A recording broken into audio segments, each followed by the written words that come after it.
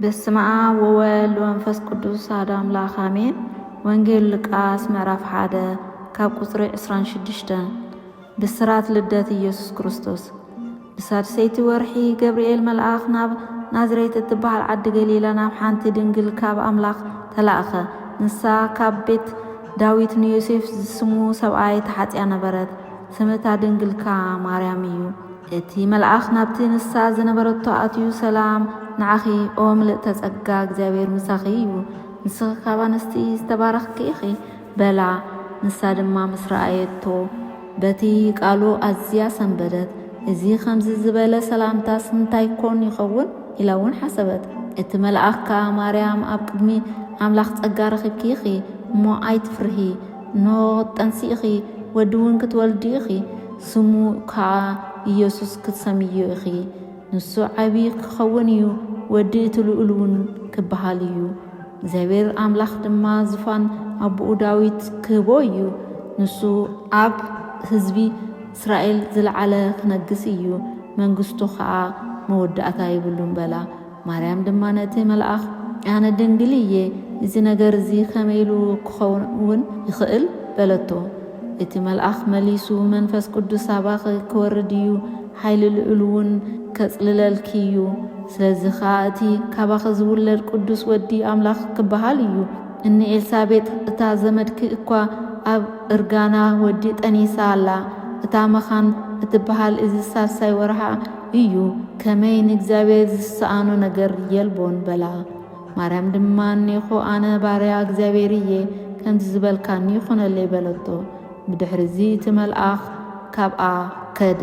ወንጌል ሉቃስ ምዕራፍ 1 ካብ ቁጽሪ 39 ማርያም ንኤልሳቤጥ ከም ዝበጽሐታ። በቲ ግዜቲ ማርያም ንመገሻ ተበገሰት። ቀልጢፋ ድማ ንዝባን ይሁዳ ናብ ሓንቲ ዓዲ ደየበት። ናብ ቤት ዘካርያስ ኣትያ ከዓ ንኤልሳቤጥ ሰላም በለታ። ኤልሳቤጥ ቃል ሰላምታ ማርያም ምስ ሰምዐት እቲ ህፃን ኣብ ከርሳ ተሰራሰረ። ንኤልሳቤጥ ድማ መንፈስ ቅዱስ መልአ።